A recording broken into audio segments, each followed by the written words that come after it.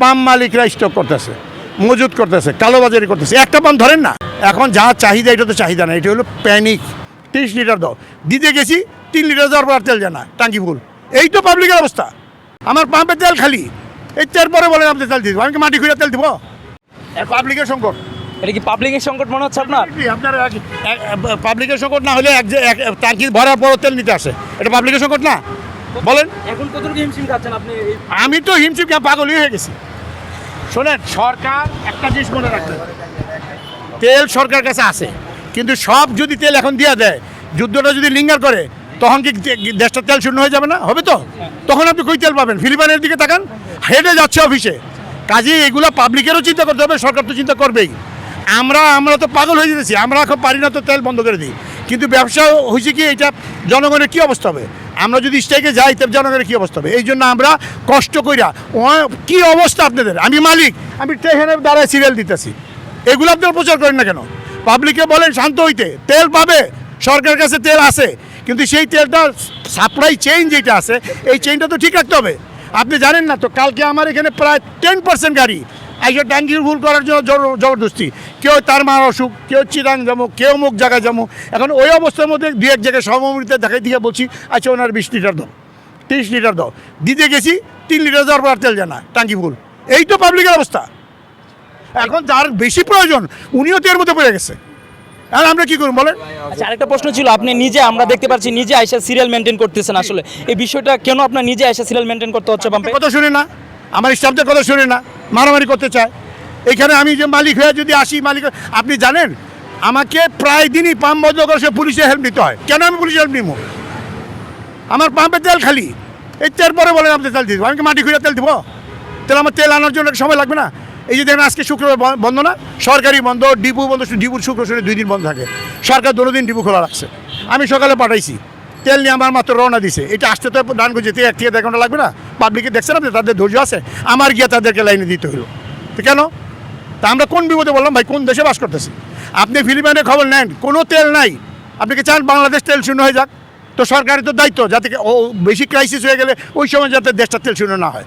তো সরকারের তো অনেক দিক বিবেচনা করতে হবে ভাই, এই জিনিসগুলো কেউ বুঝতেই চায় না। আচ্ছা, যেহেতু আপনি একটা বর্তমানে পেট্রোল পাম্পের মালিক রয়েছেন, আসলে কি তেল কতটুকু সংকট আছে বা এখনো কোনো জনগণ ভোগান্তি পড়বে কিনা আপনি মনে করেন? জনগণ যদি সুশৃঙ্খলভাবে তেল সরবরাহ নেয়, যার যতটুকু প্রয়োজন ততটুকু নেয়, ইনশাল্লাহ 1-1.5 মাসে কোনো শর্ট পড়বে না। আর যদি এই অবস্থা চলতে থাকে, যার 2 লিটার হ্যাঁ নিব 20 লিটার, তাহলে 1 সপ্তাহ তেল শেষ হয়ে যাবে। আপনাদের মিডিয়ার মাধ্যমে লোকজন বলছে, এটা আপনারা প্রচার করছেন না, লোকজন বলছে পাম্প মালিকরা স্টক করতেছে, মজুত করতেছে, কালোবাজারি করতেছে। একটা পাম্প ধরেন না, একটা পাম্প ধরেন, গভর্নমেন্ট তো ম্যাজিস্ট্রেট দিয়ে চল্ল করতেছে। গত পরশু দিন থেকে ডিবি পুলিশ নামাইছে, বিভিন্ন গোয়েন্দা সংস্থা নামাইছে, কেউ একটা পাম্প ধরে নাই। কারণ একটা পাম্প চুরি করলে না তারা ধরবেন। এই ধরনের অপপ্রচারগুলো পাম্পের উপরে ধরবেন। পাম্প যদি বন্ধ করে দেয়, আপনি কোথায় যাবেন তেলের জন্য? যাবেন আপনার নদী থেকে পানি উঠে গাড়ি চালান? তো এই জিনিসগুলো তো বুঝতে হবে মানুষের। ঠান্ডা মাথায় চেষ্টা করেন। আমাকে বলেন তো, কোনো একটা গাড়ি রাস্তা তেলের জন্য বসে পড়ছে? বাংলাদেশে 70 লাখের উপরে গাড়ি আছে, কোনো একটা গাড়ি বসে পড়ছে? তো তেল পাচ্ছে তো। প্যানিক বাইয়ের তো দরকার নেই, আতঙ্ক হবার কোনো দরকার নেই। সরকার বলতেছে তেল আছে। যখন দেখবেন যে সরকার দিচ্ছে না, বন্ধ করে দিচ্ছে, তখন সরকারের বিরুদ্ধে আন্দোলন করবেন, আমিও থাকবো আপনার। আচ্ছা, আরেকটা বিষয় আপনার জানতে পারছি যে পেট্রোল পাম্পে মানে 500 টাকা বা 200 টাকা বেশি দিলে অতিরিক্ত তেল দিচ্ছে, আসলে এই বিষয়টা আপনি কি অবগত আছেন কিনা বা আপনার পাম্পে এই ধরনের ঘটনা ঘটছে কিনা? আপনি দেখেন, যখন নাকি তেলটা পাম্পের শেষ পর্যায়ে চলে আসে, তখন পাম্প মালিক চেষ্টা করে লাইনে যতগুলো গাড়ি আছে এই গাড়িগুলো যেন সবাই তেল পায়, তখন পাম্প মালিক চেষ্টা করে একটু কমায় দিতে। এইটা নিয়ে যদি আবার অপপ্রচার শুরু করে দেন, তো দেন, আমি তো কিছু করে নাই। এই যে দেখেন আপনি, পাম্প বন্ধ, আবার কালকে রাত্রে থেকে তেল নাই, কালকে রাত্র 9টার পর থেকে তেল নাই। এখন আমার তেল এর জন্য পাঠাইছি। সরকার যেহেতু আজকে শুক্রবার, জনগণের স্বার্থ চিন্তা করে ডিপু খোলা রাখছে। ওই বেচারাদের তো কোনো ছুটিই নাই। ঈদের দিন আর ঈদের পরের দিন, এই 2 দিন ছুটি পাইছে পুরো রমজান মাসে। অল ফ্রাইডে স্যাটারডে খোলা। এখন এই যে অবস্থাটা, সরকার তো চেষ্টা করতেছে, আমরা চেষ্টা করতেছি, পাবলিকদের ভিতরে যাদের অন্তত সচেতনতা অবস্থা আছে তারাও চিন্তা করতেছে। কিন্তু কিছু পাবলিক তো আছে ভাই অহেতুক। আপনাদের বললাম তো, আমি এরকম অনেক গাড়ি আমি কালকে দেখছি, তেল চাইছে 10 লিটার, 2 লিটার গেছে বড়ি ফুল। মোটরসাইকেল, প্রাইভেট কার, তো কী করুন ভাই? এই তেল এই ধরনের চাহিদা তো বাংলাদেশ সরকার না, পৃথিবীর কোনো সরকার মিটতে পারবে না। আপনি বলতে চাচ্ছেন তেল শাখার সত্ত্বেও আপনাদেরকে একটু হয়রানি স্বীকার করছে বা একটা যানজট সৃষ্টি করছে পাম্পে। আপনি দেখতেই তো, আপনি নিজেই দেখতেছেন, এটা আমার দিয়ে বলে দিচ্ছেন কেন? আপনি দেখেন, শ্যুট করেন, বক্তব্য নেন, কিন্তু বক্তব্য নিতে যাইবেন যখন তখনই দেখবেন যে নানা হয় নেগেটিভ কথা। আপনি আমাদের মুরব্বীরা বলে না যে কথা বললো না, কথা বললে কাম হয়ে যায়, বলেন না এটা।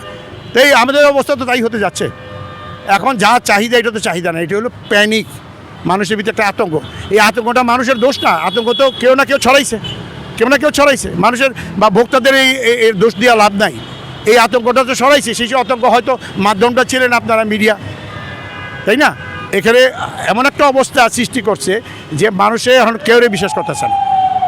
ওই মানুষরা কেমনি বিশ্বাস করবে? এক এক সময় এক এক কথা বলতেছে, তাই না? তো কাজেই একটু সবাইকে ধৈর্য ধারণ করতে বলেন। তেল যদি একেবারেই না থাকে, তখন আপনারা যদি গভর্নমেন্ট বলে আমার কাছে এখন আর তেল নাই, তখন আপনারাও আন্দোলন করেন, জনগণ আন্দোলন করেন, আমরা তাদের সাথে থাকবো। অগ্রযাত্রা প্রতিদিন, নির্ভীক প্রত্যয়ে উজ্জীবিত।